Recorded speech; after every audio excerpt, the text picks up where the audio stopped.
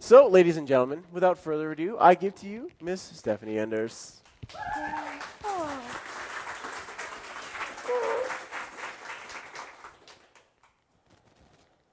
And as we switch, we're going to do some fancy computer switching. Can you hear me okay? Yes? It's very exciting. You can also use this if you don't. Oh, no, I do not want that at all. As a shameless promoter of the arts, you learn how to project your voice. Oh, okay. I'll speak a little louder. That's okay.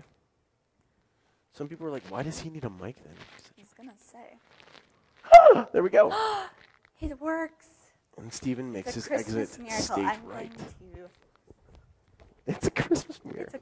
It's a fringe miracle. So thank you so much for having me today.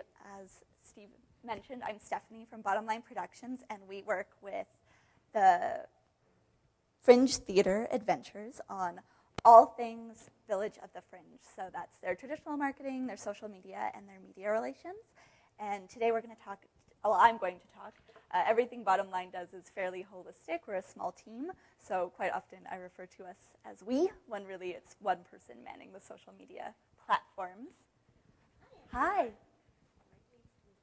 We have a technical issue with our live cast. They can't hear her. Hi, live cast. Is that better? Thumbs up. There we go.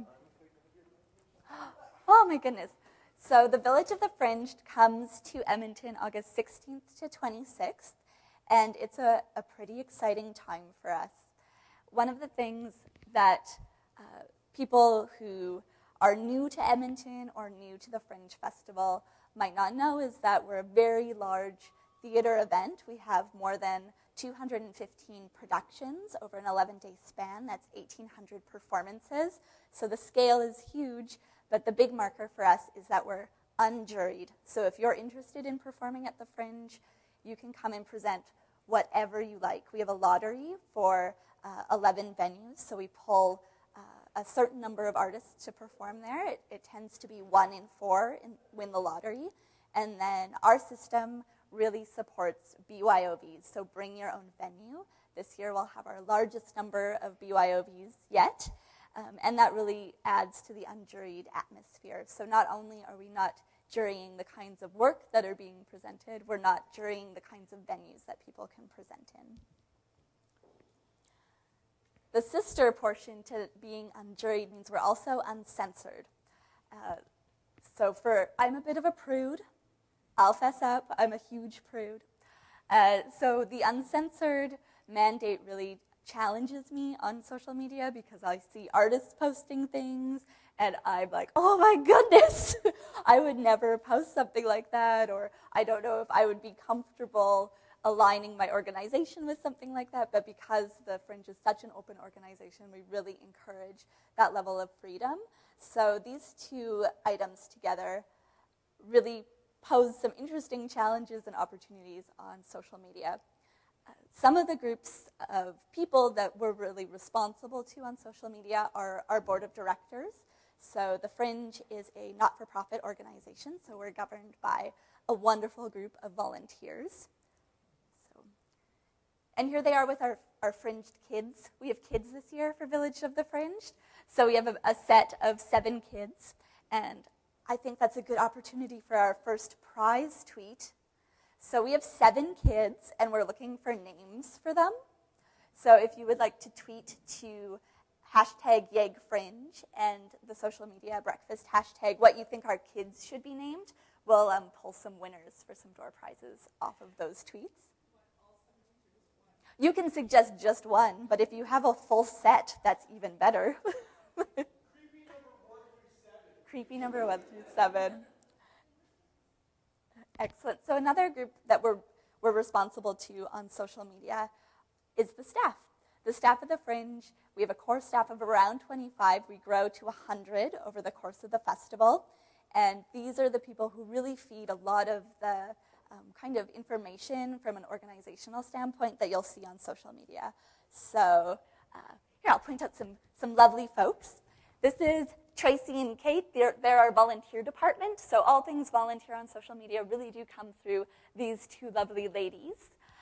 Mike here in the middle is our director of operations. So we have a massive site We're expecting over 400,000 people to come into the heart of Old Strathcona in 11 days. That's an incredible amount of people. We've been doing some number crunching around what that means, and it's putting like dozens of smaller Alberta communities all in one neighborhood for 11 days. It's really quite extraordinary. So Mike takes care of all of the things that build that infrastructure. And so when you see on social media things about road closures and ways to travel safely to the Fringe, he's really our man behind that. And then we have an amazing development team. So we have Debbie and Christina, and they really do all the work behind the scenes to gather the funds to make the festival happen. So later in the presentation, we'll see some ways that we do sponsor integration on all of our platforms, and they're the two ladies that lead that. And I would be remiss to leave out Mr. Thomas Scott. He's our program director, and he liaises with all the artists. So we have an incredible roster of artists, more than 1,000 that come together to present work for you, and he's their singular and main point of contact. So we have a lot of conversations going on behind the scenes with artists about what they can do on social media to really drive people to their performances. So these are some of my favorite people in the whole world. They make me very happy. Another really important group that we rely on at the Fringe are our volunteers. This is a picture from last year of two fantastic gate volunteers. They just look so radiant and full of joy to be at the Fringe. We have about 1,500 volunteers during the course of the 11-day festival that we really rely on to make everything happen. I'll do a big plug for volunteers right now. We're still looking for volunteers. So if you're interested in volunteering, there's lots of different teams you can serve on. And it's a great way to kind of experience the festival in a different manner. Volunteers get to see a lot of shows, and if it's your first time at the festival, it's a really interesting way to kind of connect directly with artists and all of the different events happening. And then I would say the last internal group of people that I feel really responsible for on social media are our artists. These are some of my favorite artists from past festivals, and they're returning this year. I always mess up their name, but they're Die Routen Punkte, and they are a brother-sister German rock band, and they put on a full-on concert as their show, and I think they really highlight that Fringe spirit, that anything is possible, and you can turn anything into a theatrical experience. So these four groups together really fall under this unjuried and uncensored mandate that we feel guides all of our social media practices. Of course, the last picture that's missing out of this is all of our festival patrons. So we have the 400,000 people that visit us on site, and then about 140,000 ticket buyers. So we're dealing with large masses of people with lots of different interests who have lots of different needs and the kind of information they require from us. So when there's this huge inventory of people looking to you for information and all the opportunities that social media provides, it helps me to develop a list of priorities. So when we look at social media, when we're making a decision of the kind of platform we're going to use or the level of investment, we sort them under one of four categories. And these are, let's see if this works. Ah, it does. Life is good. Participation platforms, visualization, concierge services, and aggregators. So if something doesn't fit into those four categories, we know we don't need to touch it. It's a nice way for us to kind of sort information quickly so we're not overwhelmed by the number of choices. When it comes to participation, our driver for this is we really want to use social media to build conversations with patrons, volunteers, and artists to encourage participation on-site and offline with and online with the festival. So finding ways that we can use social media to really drive people to an in-person experience. And I think that's the challenge for lots of arts organizations, is if you develop these really active conversations online, where's the initiative to bring them into your houses? And so participation platforms kind of give us the opportunity to show people what that experience is like. That moves us really well into our visualization platforms. So we really try to use a variety of using a variety of information, create visual testaments to the festival. So we want to create images and albums that speak to the experience of the Fringe and allow the patron to identify themselves as part of that experience. If you haven't been to a Fringe festival before and you see the printed program, it can be very overwhelming. There's huge schedules, it's a lot of information to sort, and one of the priorities for this year is to really find visual ways to sort information so it's not as overwhelming for the patron. Our next priority of services are concierge services. And so if we look back to the principle of everything being unjuried, concierge services become a huge challenge for us. As you can imagine, the number one question I get on Twitter during the festival is, what show should I see? And because we're an unjuried festival, I can't answer that question. So that's a huge challenge, but it's also a huge opportunity for us to pull together other ways of serving our patrons through concierge. So the focus for this year is to really assist patrons in making their own choices by creating services that help them relate to content through cultural references they already identify with. So to drop that assumption that people who come to the Fringe are already theater patrons and to go to larger cultural references to help sort information. This is a huge shift for the Fringe of moving the responsibility of sorting information from the patron to the festival. So we really want to encourage people to try new things, and as we grow content-wise, we realize we need to kind of funnel that information for people somehow. And then the last category is to work as an aggregator. Traditional media is a huge supporter of the Fringe Festival.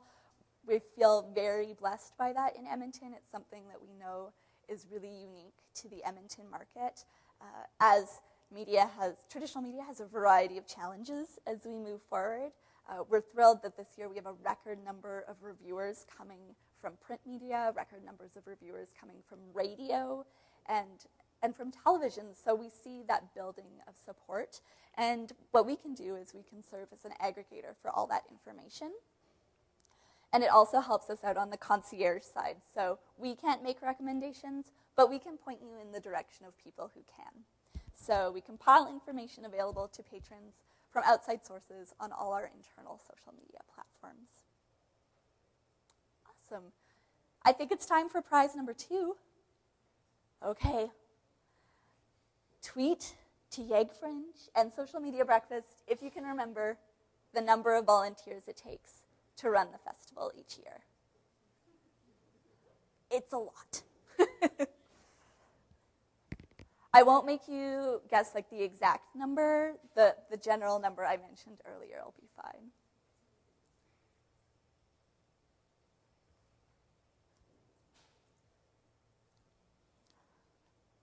So while you're tweeting away, I'm hoping that this image is quite familiar to a lot of you. This is our Fringe Festival website. Fringe Theatre Adventures has the added challenge that it serves 3 different mandates during the course of the year. So, of course, we produce the Edmonton International Fringe Theatre Festival. We also produce a yearly season called Arts at the Barns at the TransAlta Arts Barns. And then on top of that, we're a venue operator of the TransAlta Arts Barns. So Lauren, she's in that fantastic staff picture. She's coordinating weddings and graduations and trade shows on top of all of our theatrical productions that come through the venue. So this is our website, and then my fancy yellow arrow, I'm pretty impressed with it, points to, that's the highlight of the presentation, is that arrow, is our social media bar. So on every page of the festival website, you'll be able to find our social media bar. It's pretty long. It's beyond the standard Facebook and Twitter. And we could talk a bit about why we're so extensive. And these in order are our Facebook page, our Twitter account, YouTube, Tumblr, Vimeo, our FestFinder app, Yelp, and Pinterest.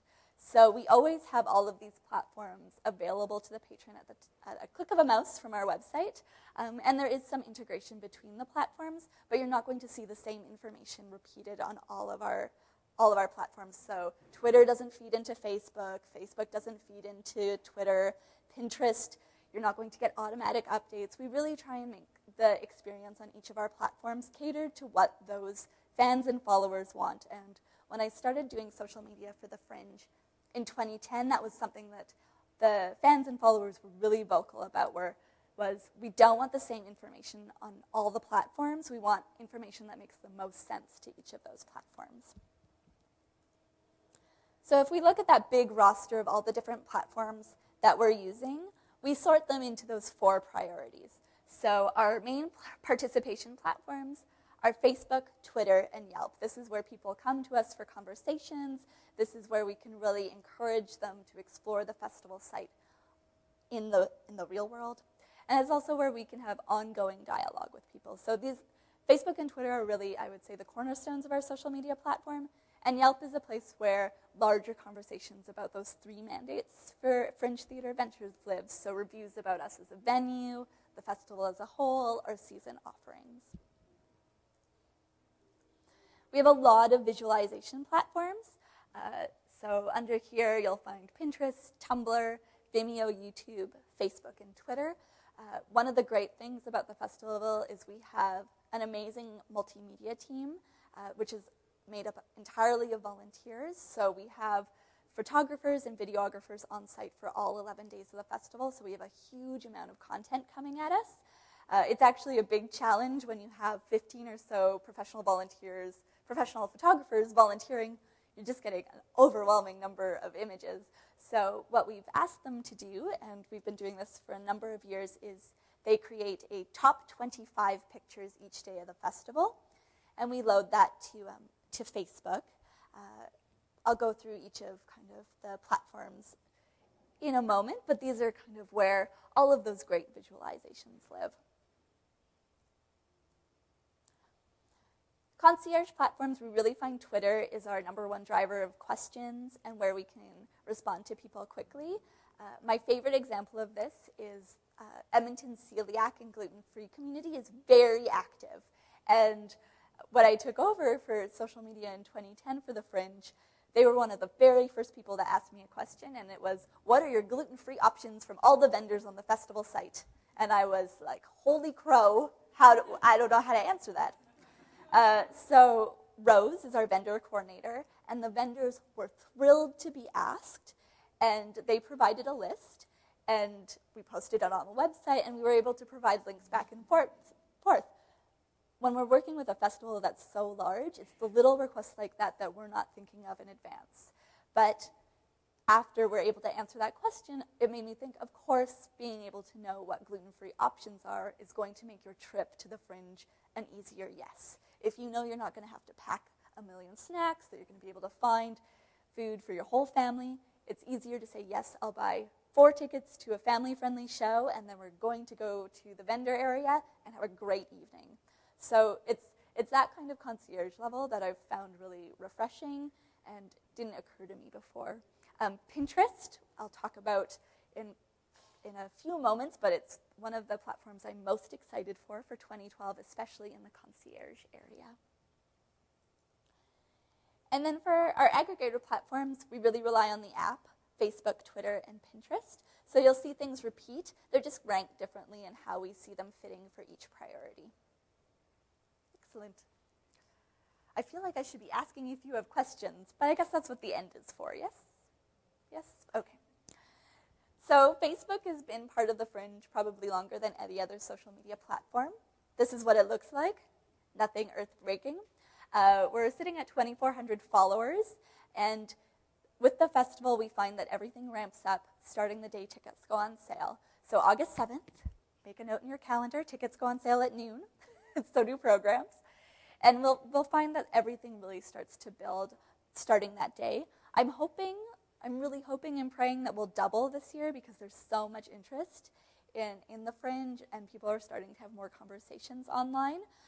Something that we do find at the Fringe is people really love to still call the Fringe. So people will say, oh, I'm on your website. I thought I'd call in and ask a question. So there's still that person-to-person experience that we find that our social media, including our website, really drive people to just call the Fringe and ask questions still. Twitter, again, is taking the lead as our most important social media platform. we have lots of new conversations happening this year that haven't happened in the past, especially with our suppliers and vendors. So we have a new vendor this year for all of our apparel, Gateway Press, and they've been really active on Twitter, and it's given us some advanced content for the festival that we've been missing in the past. So every time they create a new screen, they tweet out a picture of what they're screening that day, whether it's a security t-shirt or volunteer t-shirts, and they're really proud to be associated with the festival. So that's helped us develop content on Twitter while we're waiting for all the big announcements to come forward. Some things on Twitter that's really interesting is there's quite a lot of dialogue between all the Fringe festivals across Canada during their actual festivals. So I don't know if any of you heard, earlier this week, Winnipeg threw down a little bit of a challenge. Their festival runs through to this weekend, and they really want to ramp up their ticket sales, and they're the closest in Canada to beating our ticket sales record, so they're in a hard push. So a lot of their tweets, when you look on their Twitter, are like, we can totally do this. Let's kick it to Edmonton. We can knock them out of the park. So it's quite funny, that dynamic, while Vancouver Fringe is kind of on the opposite end of the spectrum, where their voice is really speaking for almost an entire theater community for their city. So they don't speak as much to Fringe theater as all the theatrical experiences within Vancouver. So it's a really interesting dynamic on Twitter right now for Fringe festivals in Canada. As the social media gal for the Fringe, I get a lot of questions about why we have a YouTube account listed and a Vimeo account listed. The YouTube that we link to is a great video that was put on, I believe, by Canadian Tourism. So it's a great overview video. It's a bit dated. It's from 2009 now. But it's a great landing page for people who are really interested in what that general festival experience is. And we do have a lot of international tourism coming to Edmonton, so I like to have YouTube allocated to just this one image. And it's something that we might look at in the future as things move forward. By no means am I a video expert. It's probably the part of social media I'm the least comfortable with, but we're trying really hard to ramp that up. And when we're doing that is with Vimeo. So last year, we, for the first time, tried video as theme enhancement. So we worked with Graphos, and we did 2 videos on the theme of Fringeopolis. We did an animation of our poster, and then we did a really fun do-it-yourself arts and crafts version at the Westbury Theatre, where all of the staff had cardboard cutouts and glue guns, and we were running images on broomsticks with fishing line. It was very like grade 3 arts and crafts. But it was a great way to kind of bring the theme to life for us. For Vimeo this year, we're working with Amplo Media to create 4 educational motion graphic videos on how the Fringe is funded. So moving a little bit away from the theme enhancement or the theme activation to really explaining how the festival is funded. So one of the great things about the festival is 100% of the ticket price goes back to artists. So if you look in the program or you look on the app and it says the ticket is $15, all $15 goes back to the artist. We add on a $2.50 service fee, and over the course of the festival, that service fee only covers less than 7% of our costs. So there's a huge disparity when you look at the numbers that were record-breaking in ticket sales, 140,000 tickets used, but only 7% of our costs are covered by that service fee. So we're really looking forward to video to help us explain and really visualize that message and why we're asking for donations and corporate support throughout the time of the festival. Tumblr is one of the platforms that we initiated in 2010. And the reason that we did that was for some theme enhancement around the We'll Show You Ours theme. We did a great partnership with Parlor magazine where they had a photo booth, a free photo booth with a great little vaudevillian-themed set that you could go and have your picture taken. And with 400,000 people on site, that was a lot of content for us to be posting to Facebook or our website. So we decided to take that off to its own platform, to Tumblr, which in 2010 I thought was pretty cutting edge for the Fringe. But now it's a place where a lot of our photos live, and it's something that as we move closer to the festival, I'm rethinking if it's the best fit for us, because we don't have a partnership like Parlor magazine, and there's not that same kind of public content coming at us in that format. It might make sense for us to move to Instagram for this service, but that puts a lot of weight on us for staffing. Who's going to man Instagram? What kind of images do we want? And how can we bring the theme to life in that way? The Fest Finder app is something new in 2011. This is what it looks like. It's pretty snazzy. We started this last year as a co-pro with the Calgary Fringe from Vertical Motion, which is based in Calgary. And the nice thing about this is it's not perfect, but it also means that it's more affordable for us, so that we were able to kind of buy into an app that works well enough for us and keeping it affordable.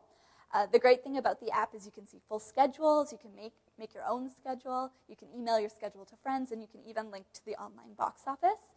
And in the aggregator sense, it links to all of our Twitter feeds, our video, our Facebook. You can see all the pictures on Tumblr. So it really is your go-to place for information on mobile. We are making some updates this year, knock on wood, knock on laminate, that we can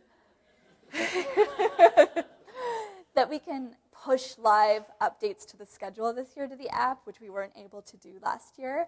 This is a huge undertaking by Bottom Line Productions and the Fringe, because each of those updates need to be made manually, which is an ongoing challenge, but Thomas Scott at the Fringe and the amazing people at the box office send a daily update of all the schedule changes. So when you're dealing with 1,800 performances, things move around a little. So we're not really able to just upload it once and leave it be. Last year, TELUS was our sponsor of the app, and they made that possible for us. We were able to give them some nice brand activation right within the app for them.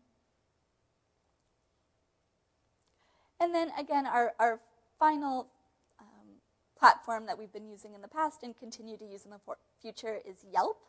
And it's a great place for people who are new to the city to kind of see all the things we do in one place and to have reviews about all those activities. So we updated that with new pictures this year, and we're looking at possibly doing some offers as we move through the festival. So that's what we've done in the past, and then the sister piece to all of our platforms are partnerships and sponsorship integration. Some of the partnerships we're really proud of in the past is the Fringe is an official partner of the Open Data Initiative of the City of Edmonton.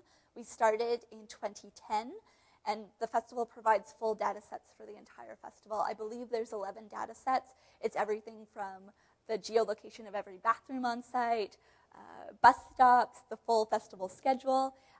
Brittany, who's in the second row, is updating open data this year, so she has a big task in her hands. In 2010, we were part of the Apps for Edmonton contest, so the city sponsored a division of that contest to build an app with no parameters from the Fringe. You could do whatever you wanted with the app, so there was games, there was scheduling. It was a really interesting experience. Our winner in 2010 was a young man who had just arrived in Canada 4 weeks prior from South Africa with his family, who had never built an app before in his life. So it was a really interesting experience. They've moved to Vancouver, so it was a great networking opportunity and a really interesting story item for the festival. As I mentioned before, another great partnership in the past was with Parlor Magazine. So we had the photo booth. It created a lot of content for us, and it was a great example of theme enhancement. So it's something that we're looking at doing again in the future, but it worked really well with that specific theme. And then a partnership that happens behind the scenes is we kind of work with the University of Alberta HUCO department, Humanities Computing. So I'll sit in on their gaming weekend, we'll provide data sets, and we'll talk about all the things that they might be able to do for the Fringe in the future. And so this is a relationship I really see growing, and hopefully we'll be able to implement some of their amazing ideas as we move forward to the next 3 to 5 years. There's been talk of gaming-focused activities. My favorite one was doing site heat maps based on tweets, so like where are the most people on the Fringe site based on where they're tweeting from. QR code integration, and a giant LED wall with like floating reviews. So it's an interesting partnership where we can really think big, and then hopefully in the future we'll be able to start moving forward on some of those initiatives. Sponsor integration is probably the part of Fringe social media you're least interested in. We try to keep it really low-key while being very respectful to the people who make our festival possible. As I mentioned before, TELUS is our main company that requests brand activation online. Last year they asked for it exclusively over on-site activation, which floors me, that they wanted only online.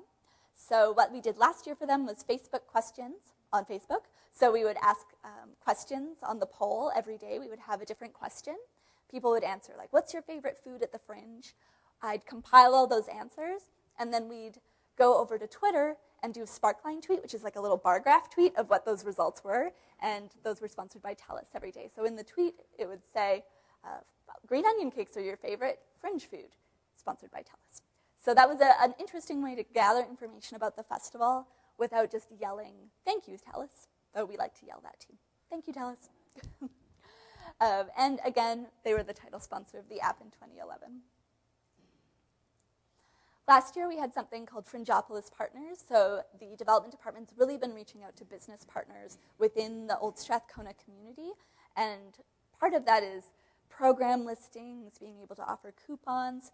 And we took that one step farther with QR code integration. So there was a QR code in the program last year that you could scan that would take you directly to the Fringeopolis Partners page on the website. And simple listings on Facebook and Twitter. So it's a great opportunity for people in the Old Strathcona area to support the festival without having to hit some of the higher sponsorship levels that the development department hits. There we go. So in 2012, we're adding new platforms. I have a little bit of anxiety around this, but I think it makes sense for us. The one that I mentioned before we're really excited about is Pinterest. We have just a few boards up right now, but my favorite board is the amazing Gabe. Gabe Wong is our designer, and he did the great poster this year, and he provided us and released images of his draft concepts. So if you go to our Pinterest account, you can see every stage of the poster development, and it's a really interesting way to kind of see all of the back-end work. What we'll be doing on Pinterest after August 7th is you'll be able to go to Pinterest and view all of the images from the program, the show titles, and links to the box office by genre. So that way we can talk about that concierge effect.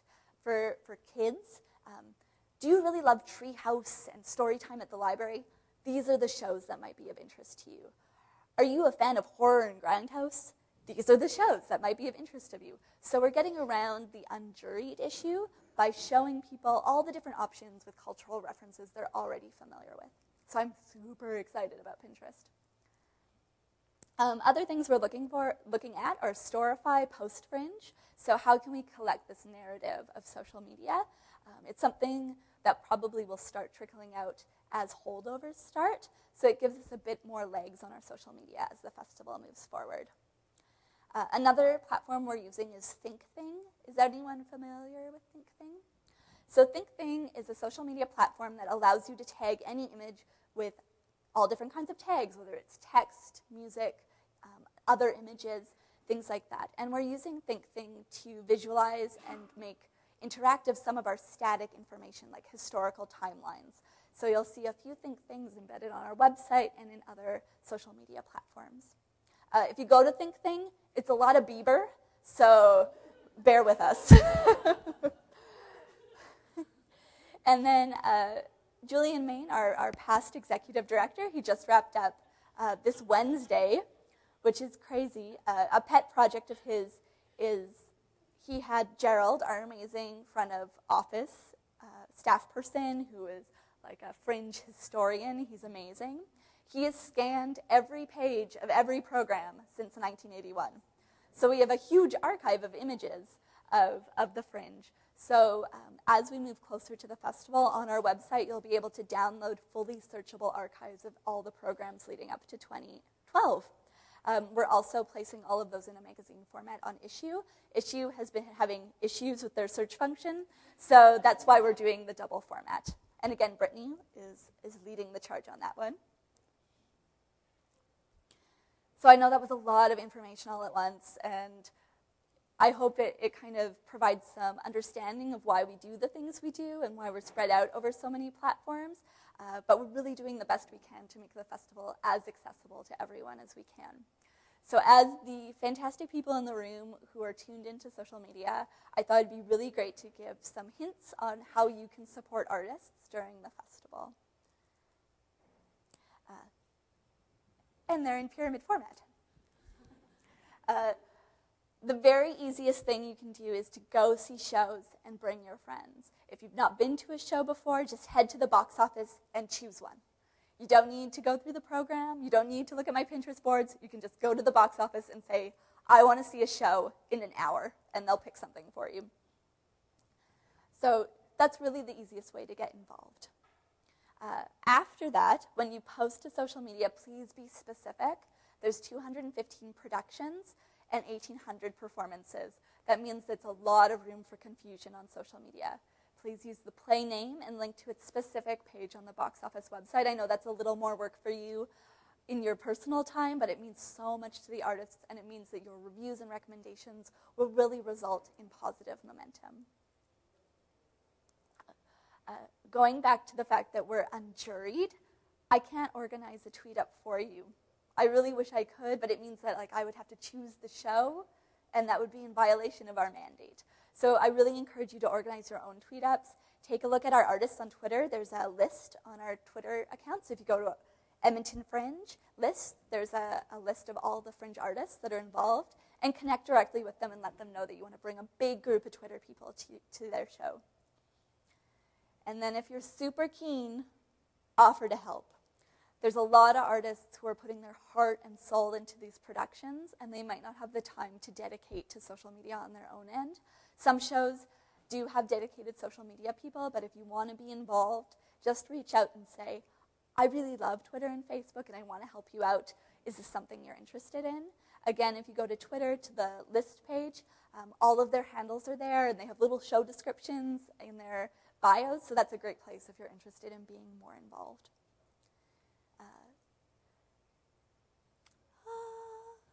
The pyramid of success. So the Fringe, we don't operate in a vacuum. We know there's amazing work going on in the world at Fringe festivals everywhere. I only realize now that I do not have audio hooked up to my computer, so I won't show you the video, but I'll show you the pages. So the Edinburgh Fringe Festival is the largest Fringe festival in the world, and I can post all of these in the future, or however these do that. But in 2010, they crowdsourced their Fringe program cover. It blows my mind. So they had a well-known illustrator, Joanna Basford, watch the Twitter feed, and she live-streamed illustrations. And then they compiled those into a variety of Fringe programs. So it took 8 hours. It's an amazing video. We probably don't have time to watch it today, but I'll definitely post everything to our Twitter account so you can watch the video. And this really inspired me to build the Pinterest board that Gabe did. It's like our low-tech version of this example. Something really wonderful that the Vancouver Fringe does is their Fringe storyboard, where they encourage patrons to share their favorite Fringe memory. I think it's time for another contest. Yay! So this will be our last contest. If you can tweet to #YegFringe your favorite Fringe memory, we'll draw from a big pool for a wonderful prize, I'm told. Thumbs up. So it's just starting to build momentum on the Vancouver website, but I think it's a really interesting experience and speaks to that kind of ongoing dialogue that Fringe festivals have with their patrons. I think you can see the direct inspiration here. The Winnipeg Fringe already archives all of their programs. So this is from 1997's Adventure of the Fringe. It's very entertaining. And then from the Adelaide Fringe, this is really intense, and it amazes me that people are so passionate about Fringe theater that they would invest this kind of time and resources. It's a searchable vault of all things Fringe by keywords. and Fringe years. So it's a place where you can go and find out everything you would want to ever know about the Adelaide Fringe. And I know in Edmonton there's been some discussion about how things on social media and on websites after big events disappear. That they'll be up for a big event, like a track and field event or a big football game, and then all of a sudden that content disappears offline. This is an interesting solution to that. So I think that's the most interesting takeaway from the Adelaide Fringe. A little treat for all of our social media fans out there is on August 7th, we'll be releasing 3 avatars. And if you enjoy the Fringe Festival and you're passionate about the Fringe, we would really love it if you would change your social media avatars to our social media avatars. Yeah. So these are our kids. This is the iconic gazebo outside of the Fringe grounds, and you can see all of our little children kind of huddled in there, waiting to pounce on artists. And then the Fringe moon is our symbol for volunteers this year. And it also harkens back to our Fringe Theatre Adventures logo. So it's a really nice, holistic way of looking at the festival in 3 small images. I think that's all I have to say. Thank you for listening to me for so long.